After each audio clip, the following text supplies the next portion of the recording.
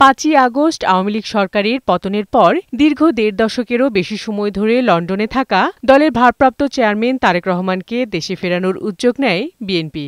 রবিবার বহুল আলোচিত 21শে আগস্ট গ্রেনেড হামলা মামলায় তারেক রহমানকে উচ্চ আদালত খালাস দেয়ায় তার দেশে ফেরা নিয়ে সরব দলের নীতি নির্ধারকরা। তাদের মতে রাজনৈতিকভাবে নিশ্চিহ্ন করতেই তারেক রহমানকে মিথ্যা মামলায় জড়ানো হয়েছিল। শিগগিরই তিনি দেশে ফিরবেন। আমার জানা মতে এখনো 4টি মামলা রয়েছে।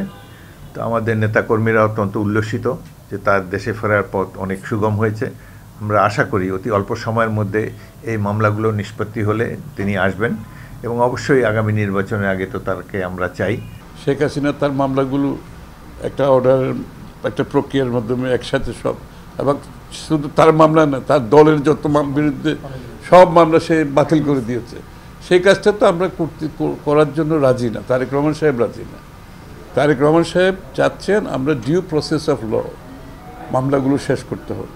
বিএনপির নীতি নির্ধারণী ফোরামের এই 2 সদস্য বলেন, শেখ হাসিনাকে কেন্দ্র করে ভারত বাংলাদেশের সম্পর্কের অবনতি হলে তা হবে দুঃখজনক।